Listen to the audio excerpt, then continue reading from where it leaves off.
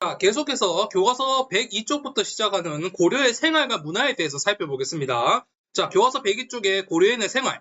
고려는 양인과 천인으로 나뉜 신분제 사회였습니다.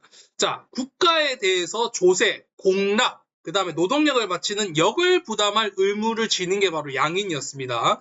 이들은 과거 응시 자격이 주어지는 등 법적인 권리를 가진 평민 이상의 계층이었습니다. 그래서 착각을 하시면 안 되는 게 양인은 이제 고려의 지배층뿐만 아니라 일반적으로 이제 국민으로서의 의무를 다하는 평민 이상의 계층부터를 우리가 이제 양인으로 합니다. 양인, 그 다음에 이제 천인 이렇게 두 가지의 신분으로 나뉘는데 이 양인에서 또 지배층과 피지배층이 나뉘게 되면서 이제 좀 세부적인 그런 법적인 신분제는 양인과 천인이지만 사회적 신분 같은 경우는 양인에서 조금 나뉘죠. 자, 양인 중 관료, 향리 등은 국가 지배층으로서 국가로부터 전지와 시지, 그 다음에 녹봉 등을 받아서 생활하였습니다.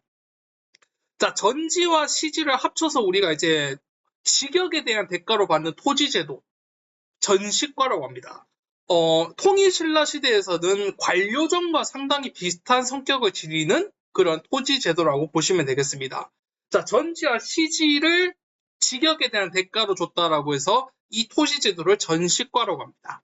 자, 전식과는 고려시대 국가의 문무관료와 군인 등에게 관직 복무의 대가로 공무를 수취할 수 있는 전지를 줬다라고 합니다. 여러분들 그 신문왕이 이제 신라의 관료들에게 주었었던 토지제도가 바로 관료전이었죠. 관료전이 뭐냐고 하면 이제 수조권을 거둘 수 있는 토지를 얘기를 합니다. 자, 그것처럼 고려에서도 이제 관직의 복무 대가로서 이제 수조권을 거둘 수 있는 토지제도인 전지를 하사했어요. 그뿐만 아니라 플러스 우리 겨울 되면 되게 춥지 않습니까? 겨울 되면 난방을 해야 되죠.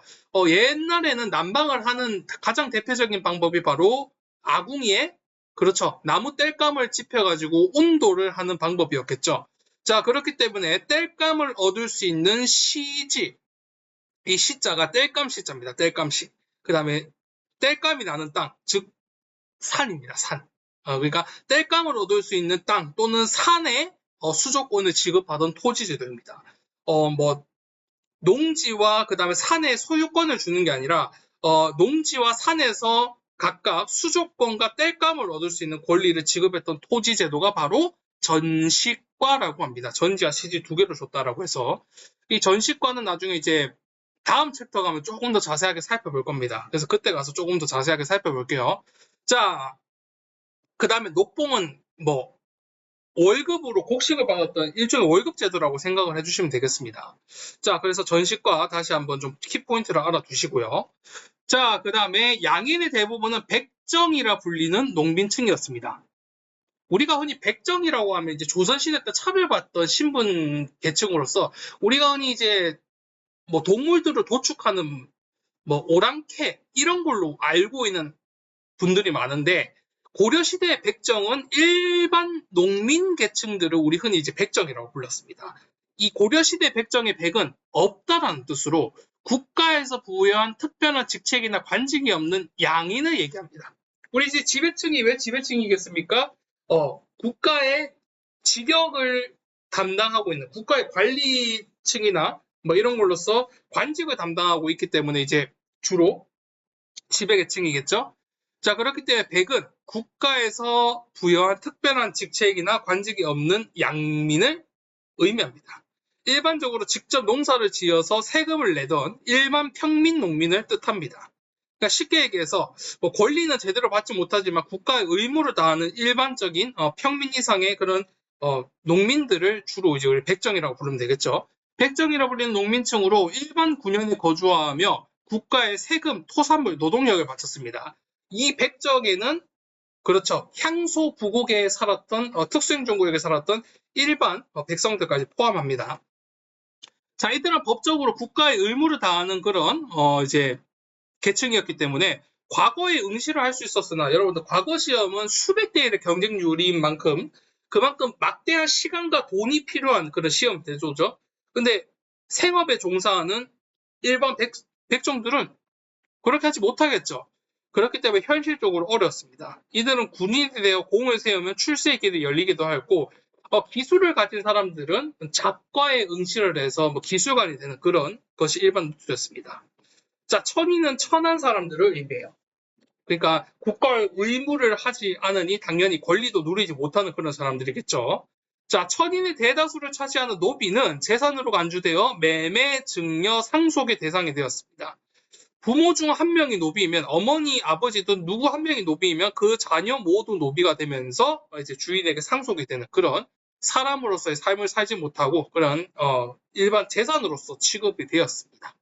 자, 전지와 시지, 국가가 관리에게 지급한 토지로 전지는 곡물을 재배할 수 있는 땅을 말하며 시지는 땔감을 채취할 수 있는 땅을 의미합니다. 자, 그래서 이런 것들 좀 봐주시면 될 것 같습니다. 자, 그 다음 103쪽. 여기서는 103쪽이 조금 더 중요해요. 자, 고려시대에는 우리가 아는 것보다 상당히 개방적이고 남녀 평등이 실행되었던 그런 사회입니다. 왜냐하면 조선시대보다 유교적인 그런 학문과 사상이 자, 혼인과 가족제도 교과서 103쪽입니다. 고려시대에는 남녀 구분 없이 자신의 가계를 중심으로 가족관계를 중시하여서 부모를 모시는 부모 봉양, 그 다음에 자식으로서 도리를 다해야 되는 제사의 의무에 있어서 친가와 외가를 구분하지 않았습니다. 친가와 외가를 구분하지 않았다라고 하는 것은 남녀의 역할에 그런 구분이 거의 없었고 차별도 그만큼 없었다는 뜻이겠죠. 당연히 남녀 구분 없이 평등하고 동일하게 자식으로서 부모에 대한 의무와 도리를 다했기 때문에 의무를 다했으면 당연히 그 권리도 동등하게 누려야겠죠. 자식으로서 받는 재산 상속이라는 권리도 평등하고 동일하게 누릴 수 있었습니다. 자, 이 의미예요. 이 다음 문장은 재산 상속도 성별이나 나이에 상관없이 누구나 같은 몫을 상속받았습니다. 자, 여자는 혼인 후에도 자신의 재산을 가지고 있어 이를 자식에게 상속할 수 있었습니다. 그러니까 우리가 조선시대는 이게 안 됐을 건데 당연히 고려시대에도 남성 위주의 가부장적 사회였겠지라는 그런 고정관념을 좀 가지고 있는 경우가 많은데 고려시대는 상당히 이런 부분에서 남녀 평등이 이루어졌다는 뜻이에요. 상당히 좀 조선시대보다는 좀 자유로웠습니다. 그러니까 여자도 결혼을 해서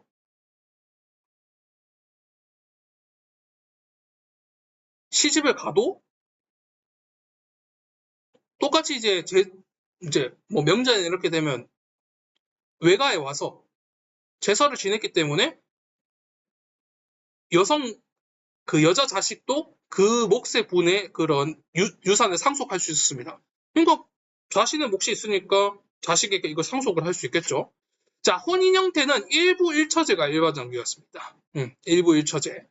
자, 남녀가 혼인한 뒤에는 신랑이 신부 집에 거주하게 됐습니다. 조선시대는 철저하게 시집살이, 여자가 남자 집에 들어가서 생활하는 시집살이가 절대적이고 일반적이었지만 고려에서는 남자 집안의 처지가 좋지 않거나 그 다음에 자식이 너무 어려서 자식의 케어가 좀 많이 필요하다라고 하면 처가에서 머무는 경우도 많았습니다. 처가살이도 상당히 많았다. 자, 그 다음에 여성은 남성과 마찬가지로 호주, 집안의 가장이 될 수 있었습니다. 조선시대는 이거 꿈도 못 꾸죠. 조선시대는 만약에 남자 자식이 없다라고 하면 양자를 입양을 해서 호주로 세울 정도로 여성들의 그런 입김이 없었는데 고려시대에는 남녀 구분 없이 이런 혼인과 가족 제도가 이루어졌기 때문에 여자 자식도 이제 의무를 다하면 가장이 될 수가 있었습니다. 호조가 될 수 있었으며 남녀 모두 이혼과 재혼에 거의 제약이 없었습니다. 그러니까 조선시대와 달리 상당히 그런 남녀 평등이 이루어지고 좀 자유분방한 그런 사회였다는 점을 알 수가 있죠. 자, 조반 부부라는 그런 사람들의 초상, 고려말 조선초 활동했던 조반과 조반 부인을 후대에 그린 초상화로 부인을 따로 그려 고려시대 여성의 지위를 짐작케 합니다. 이런 남녀 평등의 그런 가족 제도나 혼인 제도는 조선 초 때까지 이루어지게 되고 이게 조선 중기에서 후기 때 성리학이 민간이나 뭐 향촌 여기까지 퍼지게 되면서 이게 성리학적 질서가 절대화되다 보니까 나중에는 남녀의 역할을 구분하고 남성 위주의 좀 가부장적 사회가 좀 퍼지게 되는데 이게 민간으로 절대적으로 퍼지기 전까지 조선 초 때까지만 해도 남녀가 상대적으로 조선 중기나 후기 때보다는 상당히 자유분방하고 평등했다라는 것을 알 수가 있습니다. 자, 그래서 이런 혼인과 가족제도의 특징을 크게 네 가지로 정리를 할 수가 있습니다. 균분이라고 하는 것은 평등하게 분배를 한다는 거예요. 균분 상속과 호적 기재, 부모의 유산은 아들과 딸에게 골고루 평등하게 분배가 되었으며 자녀는 태어난 순서대로 호족에 기재가 되었습니다. 처가살이가 시집살이만큼 일반화되었습니다. 비율로 치면 거의 50대 50이었어요. 결혼 후 남성이 처가에 들어가 살며 자녀를 키우는 경우가 흔했습니다. 특히 자녀가 어리면 어릴수록. 아들이 없으면 양자를 드리지 않고 딸이 제사를 지낼 수가 있었습니다. 조선시대에는 딸밖에 없으면 먼 친척이나 아니면 좀 뜻이 맞는 그런 다른 집안의 사람을 양자로 들여가지고 가계를 이어갔지만 고려는 남녀 구분 없이 평등하게 의무를 다했기 때문에 딸이 제사를 지낼 수도 있었습니다. 그다음 자유로운 재혼. 성리학에서나 유교나 성리학에서는 여성은 순결과 정절을 다해야 한다라고 해서 평생 동안 한 명의 반려자를 사랑할 것을 강조를 하죠. 그러니까 남자는 재혼을 좀 자유롭게 해도 여성은 만약에 과부나 미망인이 되면 평생 동안 혼자 살았어야 됐어요. 조선에서는 그거를 숭고한 가치로 여겼습니다. 하지만 고려시대는 그런 거 없었어요. 자유로운 재혼. 조선 초 때까지만 해도 그랬습니다. 여성의 재혼이 비교적 자유로웠으며 재혼한 여성의 자녀의 사회적 진출에도 차별이 없었습니다. 그 다음에 호주 승계. 남편이 사망하면 아내가 가장이 되어서 가정을 이끄는 권리를 가지게 되었다라는 것이죠. 자, 그래서 요게 좀 이 페이지에서는 혼인과 가족제도를 좀 잘 알아두시기 바랍니다. 자, 고려의 가족제도와 재산상속. 고려시대의 생활 풍속을 보여주는 자료이다. 다음을 읽고 물음에 답해보자. 자, 지금은 장가 갈 때 남자가 처가로 가게 되어 자기의 필요한 것을 처가에 의지하니 장인어른과 장모님의 은혜가 자기 부모와 같다 하겠습니다.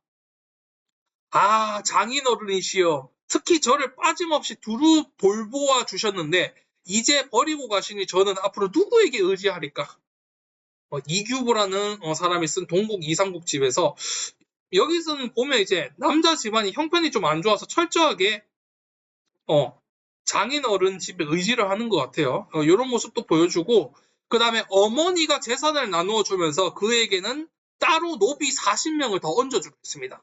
그러니까 남자 자식이고 그 다음에 이제 첫째니까 이뻐 보여서 이제 재산을 승계할 때 첫째 맏아들에게 슬쩍 노비 40명을 더 해주고 하니까 그는 사양했습니다. 더 주려고 하는데 받는 사람이 사양하면서 1남 5녀 사이에 어찌 저반 더 받아서 우리 6남매가 골고루 화목하게 살려고 하는 어머니의 뜻에 누를 끼칠 수가 있겠습니까?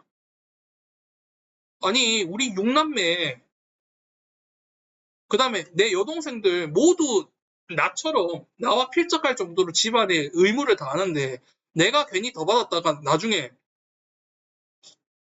형제 자매들 간에 그 분란이 생기면 어떡하겠습니까? 똑같이 나눠주십시오 어머니.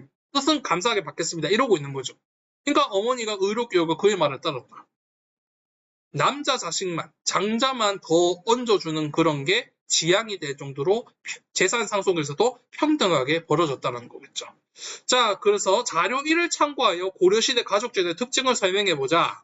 자, 고려시대 가족제도는 혼인 이후 남편이 아내의 집에서 장인, 장모와 함께 생활하기도 하였으며 처가살이죠. 일부 일처제가 일반적이었습니다. 아내는 가정의 대소사를 주관하였으며 가장 보주가 될 수 있었습니다. 남녀 모두 정절을 강요받지 않아서 이혼과 재혼의 제약이 거의 없었습니다. 또한 부모 복량 제사의 의무가 있어서 친가 외가의 구분도 없었습니다. 자, 자료 2를 참고하여 고려시대 재산상속의 특징을 서술해보자. 자, 재산상속에서 성별이나 나이 등의 차별을 받지 않았다라는 점 알 수 있겠죠. 그래서 탐구해보자. 되게 중요하니까 별표 하나, 한두 개 정도 쳐두시고 꼭 정리를 해두시기 바라겠습니다. 불교 사상의 발달, 교과서 104쪽입니다. 자, 불교 사상의 발달과 인쇄술의 발전, 이 104쪽 파트는 오늘 하는 고려의 문화 파트 중에서 가장 중요하다라고 할 수가 있습니다. 매년 시험 주제로 이제 고려 문화 파트 중에서 가장 중요한 주제이기 때문에 한두 문제씩은 좀 평균적으로 나오더라고요. 그렇기 때문에 이 불교 사상의 발달과 인쇄술의 발전은 좀 오늘 하는 내용 중에 가장 잘 알아두시길 바라겠습니다. 자, 고려는 건국 초부터 국가의 보호와 지원 속에서 이제 불교의 교세가 확대되었고, 특히 호족들의 사상적 근거이자 고려의 주축이라고 할 수 있는 선종이라고 불리는 종파가 좀 확대가 되었죠. 사원에는 토지와 노비를 지급하고 승려들의 역을 면제를 해주었습니다. 불교라고 하는 것은 국가의 중요한 사상이고 백성들의 정신적 근간이 되기 때문에 이 정도 면세 면역의 혜택은 당연하게 주어졌습니다. 자, 이에 개경주의의 10대 사찰이 건립되어서 불교가 융성해졌습니다. 그런데 이제 문벌 세력이 형성될 때쯤 고려 한 중기 정도가 시작되게 되면 고려 초에서 중기로 넘어가는 시대쯤 되면 다시 교종이라고 불리는 종파가 성장을 하게 됩니다. 성종과 비슷해질 정도로. 오히려 문용 때 되면 교종의 권위가 선종보다 더 높아지게 됩니다. 왜냐? 여기에 그 내용이 정리가 되어 있어요. 자, 문벌 계층의 특권의식, 불교 경전을 탐구하고 교리를 연구하는 과정에서 자신들의 지식과 권위의식을 자랑하게 됩니다. 이거는 진골귀족이랑 똑같아요. 자신들이 호족 시절에는 진골귀족들이 이제 호족, 너희들은 우리처럼 될 수가 없어. 왜? 너희들은 무식하잖아. 너희들은 경전에 부처님의 말씀이 뭐라고 적혀있는지 아냐? 한자 알아? 그런 식으로 우리가 그런 걸 알기 때문에 우리 교종에서는 해탈의 경지에 오르는 방법은 바로 경전의 교리를 열심히 탐구해서 부처님의 말씀, 이런 진리를 이해하고 깨닫는 거야. 너희들은 그게 안 돼 있잖아. 그런 권위의식을 드러냈었거든요. 진골귀족들이. 호족일 때는 거기에 반발을 해서 선종을 자신들의 이제 진골귀족과 그런 교종의 적폐를 지적하는 그런 사상적 근간, 수단으로서 활용을 했으면 이제 자신들이 기득권이 됐거든요. 자신들이 이제 지배계층이 되면서 우리가 그래도 지배층으로서 지방 세력과 그 다음에 평민들과 좀 다른 권위의식을 찾아야 되지 않을까? 그러면 교종을 이용하면 되지. 이렇게 되는 거예요. 그래서 불교 경전을 탐구하고 교리를 연구하는 과정에서 자신들의 지식과 권위의식을 자랑하는 과정에서 이제 교종을 중심으로 해서 문벌 계층의 특권의식이 자리를 잡게 되고 그 다음에 왕권의 정당화도 있습니다. 경전, 책에 적힌 규칙과 교리를 체계적으로 잘 따르자라고 강조하는 교종은 나라의 법과 질서를 세우고 왕을 중심으로 강하게 이제 논리를 만드는, 그러니까 이런 걸 우리가 이제 율령이라고 하지 않습니까? 율령. 고려에도 율령과 비슷한 그런 법이 있었겠죠. 왕을 중심으로 한. 그러니까 책에 적힌 규칙과 교리를 체계적으로 잘 따르자라고 하는 것은 이런 고려의 법이나 이런 거에 정비한 통치 체제와 그 다음에 지배계층의 그런 것들을 잘 따르자라는 그런 논리와 일치되었기 때문에 왕의 힘을 강하게 만드는데 딱 좋은 논리로서 활용이 되었던 것입니다. 그렇기 때문에 이제 문벌 계층이 형성이 되었을 때쯤에는 교종이 절대적인 그런 지원을 받게 되면서 다시 성장을 하게 되는 것이에요. 자, 왕족 출신의 의천, 고려 11대왕 문종의 넷째 아들로서 왕족이었습니다. 천태종이라고 하는 종파를 개창을 해서 교종을 중심으로 선정을 통합을 하려고 하였습니다. 이 대각국사라는 그런 호칭을 가진 그런 의천이라고 불린 사람, 대각국사 의천이라고 하거든요. 이 사람은 왕족 출신이고 그 다음에 이제 교종을 당연히 중요하게 생각을 하겠죠. 그래서 교종과 선종의 힘이 비슷해지고 하게 되면서 다시 이제 내가 올리 네가 올리 이러면서 좀 종파 간의 대립을 하게 되는데 이제 불교를 합쳐야 되지 않겠습니까? 종파 간의 대립을. 이거를 교종을 중심으로 합치려고 합니다. 그렇기 위해서 교간겸수라는 논리를 내세우게 돼요. 여러분들, 뭔가 우리가 이제 배열을 할 때 제일 중요한 거를 먼저 올리죠. 우리가 한미 정상회담, 그 다음에 한일 정상회담, 그 다음에 뭐 한중 정상회담, 뭐 이렇게 얘기를 할 때, 뭐 양국 간의 정상회담을 할 때 우리나라에서는 우리나라가 가장 중요하지 않습니까? 그렇기 때문에 미한 정상회담, 뭐 일한 정상회담, 중한 정상회담이라고 하지 않고 우리나라가 더 중요하기 때문에 우리 입장에서는 그러니까 우리나라를 병렬함에도 불구하고 앞에 붙입니다. 한일 정상회담, 한중 정상회담, 뭐 한미 정상회담 이런 식으로 우리나라가 더 중요하기 때문에 우리나라를 앞에 붙여요. 그래서 이렇게 뭔가 이제 사자성어나 뭔가 이제 병렬을 할 때 더 중요한 거를 글자 제일 앞에 붙입니다. 굳이 이런 얘기를 왜 하냐면 교관겸수라고 하는 것도 교종과 선종의 성격이 동시에 병렬로서 강조가 되었지만 교종의 성격이 가장 먼저 나와요. 이 교자가 교종에서 배울 교자, 학습할 교자입니다. 불교의 교리를 먼저 공부하고 제일 중요한 걸 가장 먼저 하겠죠. 불교의 교리를 가장 먼저 공부하고 동시에 실천적인 수행을 병행해야 된다는 것입니다. 아는 것에서 끝나지 않고 우리가 아는 것을 직접 수행까지 해야 된다는 거예요. 그러니까 선종에서는 우리가 경전을 통해서 고리타분하게 공부하는 것보다는 수행이 더 중요하다라고 얘기를 했었고 교종에서는 공부를 우선시해야 된다라고 했거든요. 근데 그거 두 개를 합쳐버린 거예요. 근데 수행이 먼저냐, 그 다음에 경전의 교리 공부가 먼저냐, 이게 있지 않겠습니까? 그렇기 때문에 의처는 교종을 더 중요하게 생각했기 때문에 경전의 교리 공부를 더 먼저 끌고 오는 겁니다. 그래서 다시 한 번 더 강조를 하면 불교의 교리를 먼저 공부하고 그 공부한 것을 실천적 수행을 통해서 키워야 된다라고 주장을 하는 거예요. 이게 바로 교관겸수입니다. 교자는 배울 교자고 관자라고 하는 것은 수행할 관자입니다. 그래서 이거를 겸해서 해야 된다라는 거예요. 이거를 겸해서 같이 해야 된다. 교자, 그 다음에 수행할 관자, 겸, 그 다음에 행할 수자. 배우고 수행하는 것을 같이 해야 되는 건데 중요한 게 먼저 왔다는 거예요. 그러니까 중요한 것이 앞에 위치하는 거죠. 그래서 교리 공부가 우선시, 즉 교종을 중심으로 선종의 통합을 강조하는 겁니다.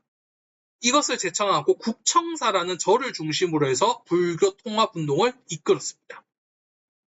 그래서 천태종이라고 하는 교종과 선종이 개념이 합쳐진 천태종이라고 하는 것을 개창을 해서 이 천태종은 지금도 우리나라의 가장 대표적인 불교 종파 중에 하나로서 자리매김하게 됩니다. 자, 그 다음에 무신정변 이후에 불교계가 타락을 하게 되죠.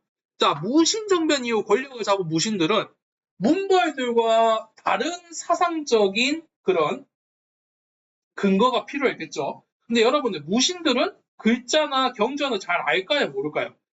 그쵸? 통일신라 말의 호족들처럼 잘 모르겠죠. 거기다가 문벌들의 적폐의 상징이라고 알려져 있는 교정을 자신들이 지원할 필요가 있을까요? 없을까요? 없죠. 그렇기 때문에 지금 이 무신정변 이후의 상황은 다시 한번 선종이 등장하기에 딱 좋은 시기입니다. 그러니까 무신정변 이후 권력을 잡은 무신들은 자신들의 사상적 정당성을 세우기 위해서 선종을 전폭적으로 후원을 해줬습니다. 왜냐? 선종은 어려운 공부나 이런 것들 몰라도 수행을 강조했기 때문에 그 다음에 쉬웠기 때문에 그렇기 때문에 선종이 성장을 하게 되었습니다. 이런 시대적인 배경이 있어요. 자, 그 시기에 보조국사 진울이라는 사람이 등장을 하게 됩니다. 자, 진울은 정예결사라는 단체를 조직을 하게 돼요. 자, 그래서 정예결사라는 것을 조직을 하게 되어서 나중에 수선사라는 절을 짓게 되면서 그 수선사 절에서 정예결사를 이끌게 됩니다. 그래서 수선사로 개칭을 한다는 거예요. 원래는 정예결사라는 모임이 있었는데 이게 근거지가 없었거든요. 이 근거지를 수선사로 옮기게 되면서 이 정예결사라는 단체의 이름도 수선사로 바뀌게 됩니다. 수선이라고 하는 것은 내 몸을 수행한다는 뜻이에요. 자, 보조국사 진울은 불교계의 갈등을 극복하고 타락된 불교계를 개혁하기 위해서 정해쌍수. 자, 의천이 교광겸수라는 그런 논리를 제시를 했으면 이 보조국사 진울은 정해쌍수라는 것을 먼저 제시를 하게 됩니다. 의천은 중요한 교종을 먼저 내세웠으면 진울은 선종의 이론을 가장 먼저 내세웁니다. 먼저 올바른 정신을 수양하기 위해서 실천적인 수행을 하고 먼저 그래서 바른 수행이라는 정을 먼저 하고 그 다음에 여러분들 경전을 탐구하고 교리를 연구하면 지혜가 쌓이지 않습니까? 그래서 이 공부를 하는 것을 지혜 해자를 상징으로 뒀습니다. 그 다음에 지식, 해를 쌓기 위해서 불교 경전의 공부를 겸해야 된다. 우리가 먼저 아는 것을 먼저 하기 전에 정신적인 수양을 먼저 하고 그 다음에 이 맑은 정신을 함양을 했을 때 그거를 공부해야 된다는 뜻이에요. 그렇기 때문에 선종의 방법과 교종의 방법이 동시에 들어가 있지만 여기에서는 수행을 가장 먼저 강조를 하는 겁니다. 그래서 선종에서 중시하는 수행을 우선시하죠. 왜냐? 정이 앞에 오기 때문에. 그래서 선종을 중심으로 해서 교정 통합을 강조했습니다. 그래서 이 정의 쌍수에서 처음에 이를 실천하는 모임의 이름을 정의 결사라고 하게 되고 그 다음에 그리고 수선사를 중심으로 개혁운동을 펼치게 됩니다. 수선사라고 하는 것은 내 몸을 수행하는 그런 모임이라고 해서 수선사로 바뀌게 된다라고 했었죠. 자, 그래서 이런 것이 있다. 그래서 의천은 교간겸수라고 하는 것을 해서 정해쌍수. 자, 미안합니다. 그래서 의천은 교간겸수라는 논리를 앞세워서 교종을 중심으로 선종을 통합을 해서 천태종이라고 하는 그런 종파를 만들어냈고 그 다음에 보조국사 진울은 정해쌍수라는 논리를 만들어서 선종을 중심으로 한 교종을 통합 그래서 뭐 수선사 이런 것들을 만들어냈다 라는 것을 알고 계시면 되겠습니다. 그래서 의천과 진울이 그런 성향적 차이를 좀 잘 알아두시기 바라겠습니다. 자, 그 다음 인쇄술의 발전.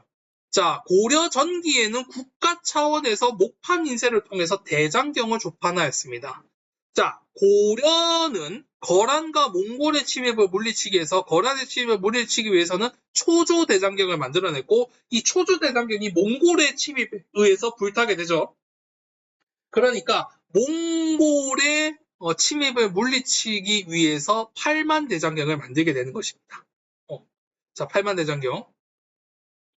자, 의천은 나중에 교장이라는 것을 만들게 되는데 교장은 고려시대 대각국사 의천이 중심이 되어서 편찬한 불교경전의 해설서 모음집 정도로만 그냥 알고 계시기 바라고 중요한 거는 요겁니다. 이 두 번째 문단이 가장 중요해요. 초조대장경과 8만 대장경은 우리가 이제 1학기 때 나름 배워서 잘 아시겠지만 자, 이 파트에서는 이제 고려시대 후기 되면 이제 목판 인쇄에서 한층 더 진화해서 금속 활자로 쓰여지는 금속 활자본이 등장을 하기 시작합니다. 자, 그래서 1234년에 만들어졌던 상정고금 예문이 있습니다. 지금은 전해지지 않지만 요게 만들어졌다라는 기록이 있어요. 지금은 전해지지 않지만 상정고금 예문이라고 하는 그런 책이 최초로 금속 활자로 인쇄되었습니다. 그 독일의 구텐베르그가 그 종교개혁 시절에 이제 유럽에서 최초로 금속 활자를 만들게 되는데 그게 한 1450년 정도 되거든요.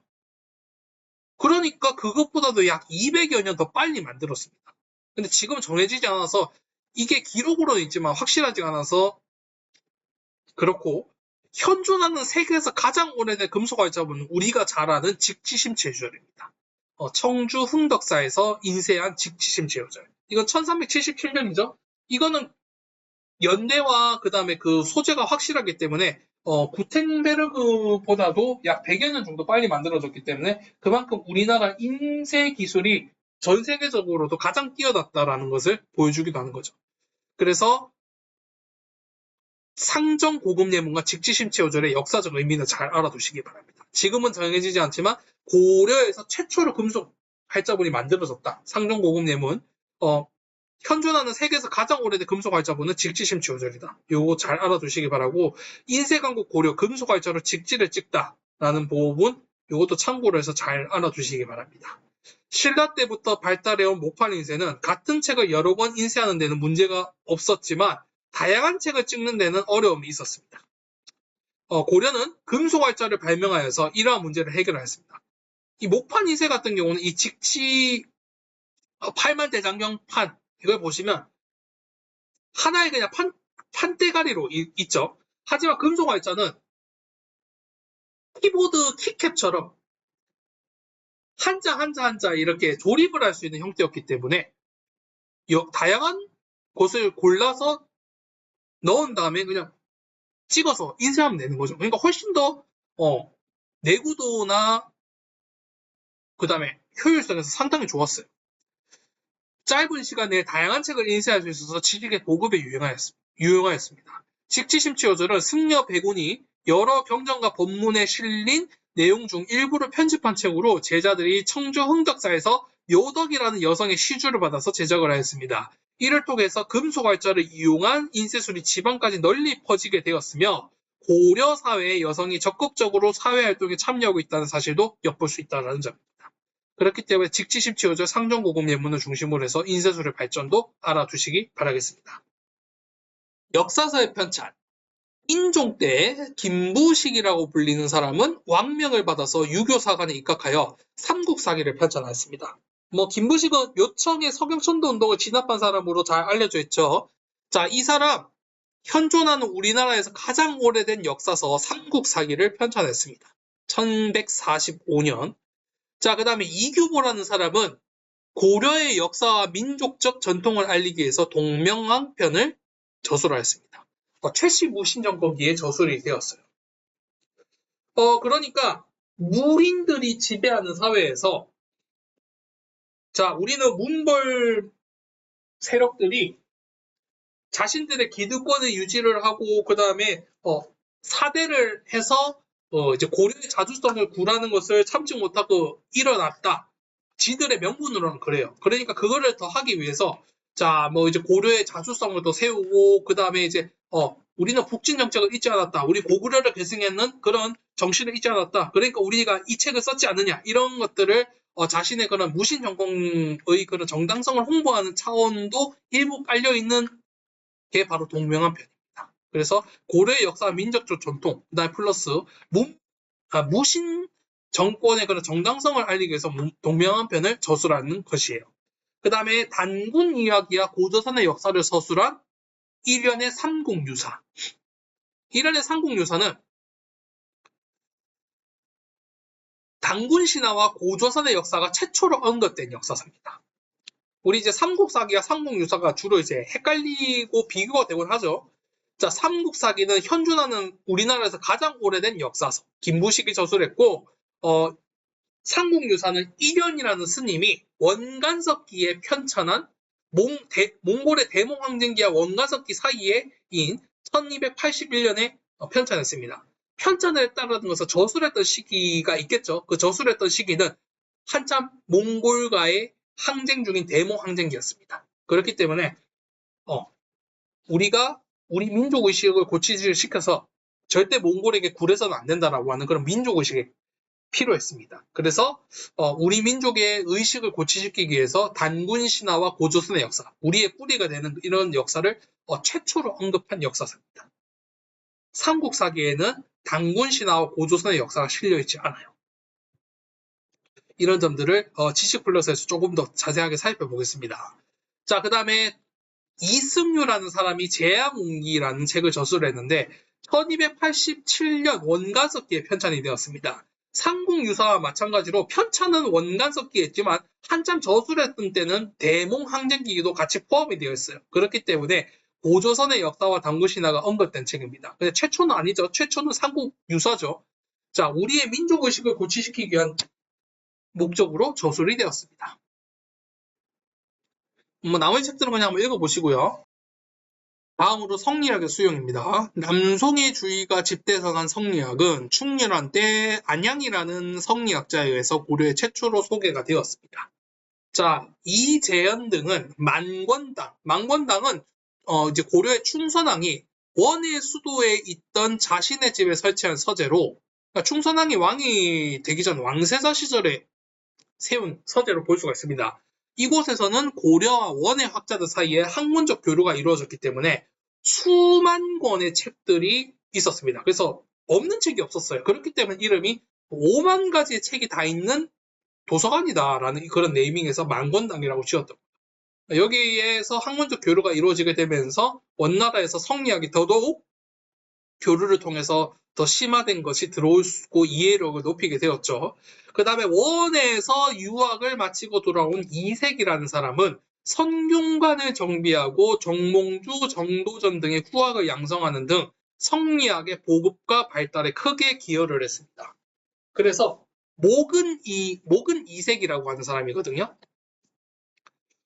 자, 이색이라는 사람은 이 정몽주와 정도전의 스승이로서 공민왕을 도와서 국자감이라고 하는 그런 기관을 성균관으로 정비를 해서 성리학적 교육 체계를 마련하는 데 큰 도움을 주는 그런 사람입니다. 그래서 나중에는 정도전과 갈등을 하게 되죠. 정몽주와 함께 운건 사대부로서 정도전과 이성계가 함께 고려를 무너뜨리고 새로운 나라를 세우려고 하는데 끝까지 반대를 했던 그런 사람입니다. 자, 고려 말 과거의 시험 과목에 성리학이 반영되면서 성리학은 더욱더 확산이 되었습니다.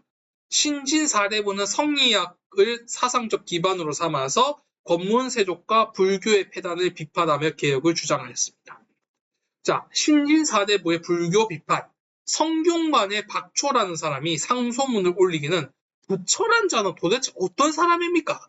대를 이을 적자로서 그 아비를 배반하여 부자의 친분을 끊고, 그러니까 원래 고타마 시타르타 부처가 원래 이제 왕족 출신이었죠. 하지만 왕족으로서 의무를 다하지 않고 이제 속세를 돌아다니면서 자신의 깨달음을 사람들에게 설파했던 그런 사람이죠.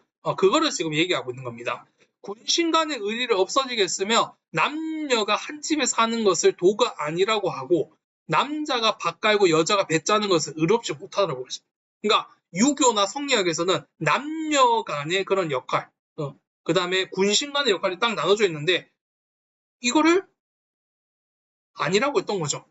그러니까 여러분들 고려는 이제 민간에서는 이제 불교가 더욱더 이제 사상적인 그런 기준으로 사용이 됐지 않습니까? 그러니까 이제 아까도 얘기를 했겠지만 이 성리학이 민간으로 퍼지면 퍼질수록 이런 일반 백성들의 그런 삶에서도 성리학의 그런 기준이 적용이 되면서 남녀 간의 그런 차별과 가부장적 사회가 형성이 되는 거라고 했었죠. 근데 불교는 이거를 아니라고 했기 때문에 이제 고려의 결혼과 혼인 제도에서는 혼인과 재산 상속 제도에서는 훨씬 더 남녀 평등이 이루어지고 차별이 없었던 거겠죠. 이런 점도 있습니다. 그러니까 지금 유교나 성리학에서 강조하는 군신 간의 그런 역할, 남녀 간의 그런 역할이 불교에서는 이거를 아니라고 하니까 이거를 지금 욕하고 있는 겁니다. 근데 여기서 욕했으면 됐는데 훨씬 더 강도 높게 비판한 자가 바로 정도전이라는 사람이에요. 자, 권문세족과 결탁하여 백성들을 착취하고 타락한 불교를 강도 높게 비판을 하고 있습니다. 자, 신진 세력인 자신들의 정당성을 세우기 위한 신진사대부의 정치적 목적에 깔려있는 비판이에요. 그러니까 불교의 타락을 조목조목 비판을 하고 그냥 자신들의 논리를 세움으로써 권문세족을 대신할, 그 다음에 불교를 대신할 사상적, 그 다음에 정치적인 대안 세력이 되겠다는 뜻이죠. 그 대표적인 게 바로 정도전의 저수랑 불시답변입니다. 우리가 흔히 이제 부처님을 우리가 이제 속대 사람들이 어른들이 어이 김씨, 어이 박씨, 어이 최씨 막 이렇게 부르죠. 뭐 부처님은 어이 불씨 이러고 있는 겁니다. 야 잡소리 하지 마라, 헛소리 하지 마라. 그러니까 부처님이 하는 소리를 어이 불씨, 네가 하는 소리는 다 잡소리, 잡변이야, 헛소리라고 하는 겁니다. 부처님을 낮추면서도 부처님이 하고 있는 소리를 전부 다 헛소리라고 비판하고 있는 책이 불시잡변입니다. 그러니까 제목에서부터 노골적으로 불교를 까고 있는 거죠. 이런 움직임들이 있었다는 거예요. 자, 그 다음 삼국사기와 삼국유사. 삼국사기와 삼국유사는 고려시대를 대표하는 역사서로 모두 삼국시대의 내용을 담고 있습니다. 두 책은 우리나라 고대사를 이해하는 데 가장 중요한 자료입니다. 김부식이 쓴 삼국사기는 국가 운영과 관련된 서술이 잘 되어 있고 몽골과의 항쟁 시기에 저술된 일련의 삼국유사는 불교 신앙과 민족의 전통 이야기가 많이 수록되어 있습니다. 삼국사기와 삼국유사는 편찬 목적, 서술 방식 등 여러 부분이 달라서 서로를 보완해 줍니다. 두 책은 우리 민족이 삼국시대와 그 전후 어떻게 살아갔는지를 연구하는 데 큰 역할을 하게 되죠. 괴이한 이야기를 역사책에 기록할 수 없다. 여러분들 김부식은 유학자였죠. 유학자. 유학이라고 하는 것은 상당히 실증적이고 현실적입니다. 그러니까 미신이라든가 약간 좀 기이한 현상을 믿지 않아요. 근데 하지만 종교적인 색채가 강한 이련은 괴이하면서도 의심스러운 사실 이런 것들도 우리 민족에게 당시 몽골에게 항쟁하는 우리 민족에게 희망이 되는 이야기라면 모두 기록해 놓았습니다. 일단 김부식이 단군 이야기와 고조선을 실체하는 이유도 바로 이거예요. 단군 이야기와 고조선은 너무 신비롭고 약간 조금 미신적인 것이 많다라는 거예요. 그러니까 이거는 검증할 수 없으니까 이거는 실지 않겠다라는 거예요. 그렇기 때문에 고조선과 단군 이야기를 실체해놨습니다. 하지만 이련은 괴이하고 의심스러운 사실도 단군 이야기와 고조선에 대한 이야기도 우리의 정체성 뿌리가 되는 거기 때문에 믿을 수 없는 내용이 조금 있더라도 일단 실차. 왜? 우리 민족의 민족의식을 고취시키기 위해서. 네. 그래서 여러 부분이 서로 달라 보완해 준다는 게 바로 이런 부분이에요. 자, 김부식은 삼국사기를 저술할 때 유교적 합리주의 사관에 따라서 신화나 설화 같은 이야기를 서술하지 않았습니다. 괴력난신, 괴이한 이야기를 역사책에 기록할 수는 없다라는 것이에요. 자, 반면 몽골의 침략 시기를 겪으며 편찬된 이란의 삼국유사에는 불교사 이외에도 고려의 설화 등을 기록하였으며 최초로 단군 이야기를 수록하였습니다. 자, 그렇기 때문에 이 삼국유사에서는 약간 조금 사실이 아닌 이야기도 실려 있습니다. 그럴 때는 김부식은 나름대로 좀 사실적으로 실었기 때문에 거기에서 검증을 하면 되는 거고, 근데 김부식은 뭐 고조선이나 단군 이야기 내용이 없는 거죠. 이게 좀 부족하네. 이거는 일련의 삼국유사에서 좀 보충을 하면 되고, 그렇기 때문에 이 두 역사책이 뭐가 좋고 나쁘고가 아니라 서로 상호 보완을 하게 되고, 김부식의 삼국사기는 우리나라에서 현존하는 가장 오래된 역사서다. 그 다음에 일련의 삼국유사는 대몽항쟁기 시기에 쓰여졌으며 단군 신화와 고조선의 역사가 최초로 언급된 역사서다라는 역사적 의미가 있으니 각각 중요하게 알아두시기 바라겠습니다. 자, 106쪽과 107쪽은 선생님이 빨간색 네모로 체크한 부분을 중심으로 좀 알아두시기 바랍니다. 자, 불상과 불화. 고려 초기 불교 신앙의 성행으로 각 지방에서는 대형 철불이나 석불이 세워졌으며 통일신라의 양식을 잇는 불상도 다수 조성되었습니다. 왕실이나 문벌 가문의 후원을 받아 제작된 불화는 검은 비단 위에 금은 가루로 화려하게 그려졌습니다. 이게 이 영주 부석사 소조 열애 좌상은 통일신라의 아주 감각적이고 예술적인, 지금 우리가 또 가장 흔하게 볼 수 있는 불상의 가장 전형적인 그런 사이즈와 비율로 이루어져 있죠. 그 다음에 금박이 되어 있고, 그러니까 화려하고 되게 사치적이고 되게 정교한 그런 불상의 문화를 볼 수 있다라고 하면 이거는 우리가 많이 못 보는 거죠. 일단 머리가 상당히 크고 그 다음에 무슨 모자 같은 거를 쓰고 있습니다. 그냥 모자와 머리가 전체 불상의 비율의 거의 반이에요. 여러분, 이게 인체 비율로 나타나면 2등신이죠? 그 다음에 이 불상 상당히 크지 않습니까? 높이가 무려 18m 정도가 됩니다. 석조 미륵보살 입상, 논산 광축사 석조 미륵보살 입상, 현존하는 국내 최대의 석불로 고려 광종 때 만들었습니다. 그러니까 이게 왜냐하면 이거는 약간 지방 호족의 그런 특색을 나타내는 겁니다. 논산 지역의 호족이 자신의 그런 권위를 나타내기 위해서 만든 거예요. 고려 광종 때만 하더라도 호족들이 나름대로 좀 지방에서 그런 색채를 따지고 있어. 중앙에서는 호족들이 많이 죽어나갔겠지만 지방에서는 그 호족들이 독립적인 세력을 유지하고 있는 경우가 상당히 많았거든요. 그러니까 호족들은 뭡니까? 지방에서는 왕처럼 울지 않습니까? 논산호족이 자신의 그런 권위를 드러내기 위해서 자신의 얼굴을 투영한 아주 독특한 형태의 불상을 만든 겁니다. 근데 만들었는데 크면 클수록 그 권위를 잘 보여주죠. 그러니까 18m의 이런 아주 독특한 그런 것을 나타내는 겁니다. 그래서 이거는 여기에서는 영주 부석사 소조 열애 자상은 균형미와 약간 좀 화려함이 보이지만 이건 상당히 지방색이 강하고 개성이 독특한 그런 지방 호족들의 그런 특색을 잘 보여줍니다. 이런 독특함 때문에 시험에서 자주 나옵니다.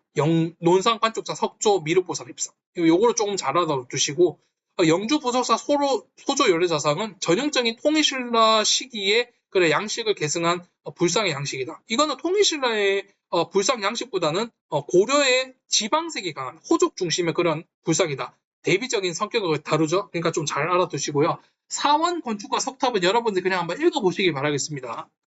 뭐 나머지 이런 불화들도 한번 읽어보세요.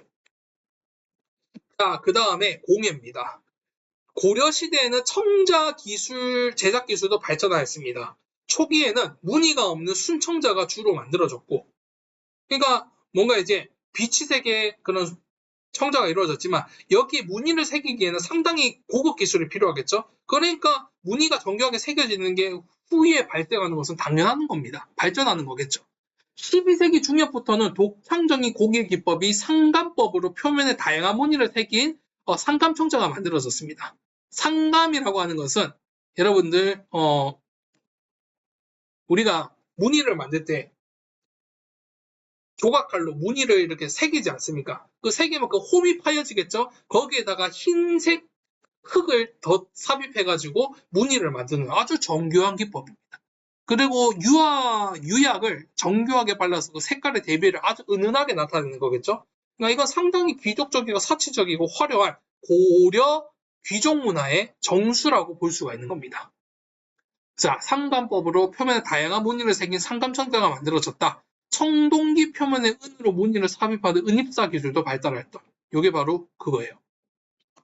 그렇기 때문에 고려 청자는 가면 갈수록 귀족적이고 화려하고 사치적인 그런 아주 정교한 고려 자체적인 그런 문화가 지배적이라는 거겠죠.